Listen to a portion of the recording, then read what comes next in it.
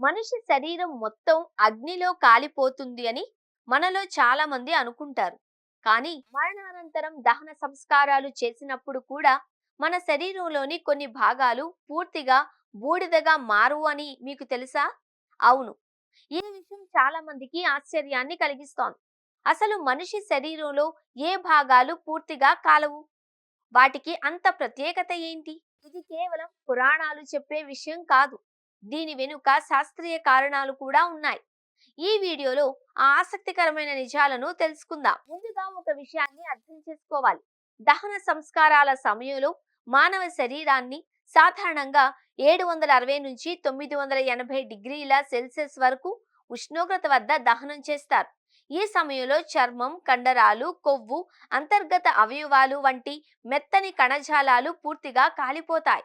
కానీ మన శరీరంలోని ఎముకలు మాత్రం పూర్తిగా బూడిదగా మారవు. ఎందుకంటే ఎముకల్లో కాల్షియం ఫాస్ఫేట్ అనే ఖనిజ పదార్థం అధికంగా ఉంటుంది. ఈ పదార్థం అధిక ఉష్ణోగ్రతలను కూడా తట్టుకునే సామర్థ్యాన్ని కలిగి ఉంటుంది. అందువల్ల ఎముకలు పూర్తిగా కాలిపోవడం కంటే పెళుసుగా మారి చిన్న చిన్న ముక్కలుగా విడిపోతాయి. ఇంకో ఆసక్తికరమైన విషయం ఏంటి అంటే మన పళ్ళు కూడా పూర్తిగా కాలిపోవు. ప్రత్యేకంగా పళ్లపై ఉండే ఎనామిల్ అనే గట్టి పొర అత్యంత బలమైన పదార్థాలలో ఒకటిగా పరిగణిస్తారు. అందుకే దహన సంస్కారాల తరువాత కూడా కొన్ని సందర్భాలలో పళ్ళ అవశేషాలు కనిపించే అవకాశం ఉంటుంది. అయితే ఇది ప్రతి సందర్భంలోనూ ఒకేలా ఉండదు. ఉష్ణోగ్రత, సమయం, దహన విధానం వంటి అంశాలపై ఆధారపడి అవశేషాల పరిమాణం మారుతూ ఉంటుంది.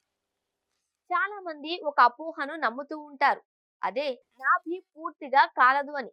కానీ శాస్త్రవేత్తలు చెబుతున్నది ఏంటి అంటే నాభి ప్రత్యేకంగా అగ్నికి నిరోధకమైన భాగం కాదు. కొన్ని సందర్భాలలో దహన ప్రక్రియలో అది కొంతవరకు గుర్తుపట్టేలా మిగిలి ఉండవచ్చు.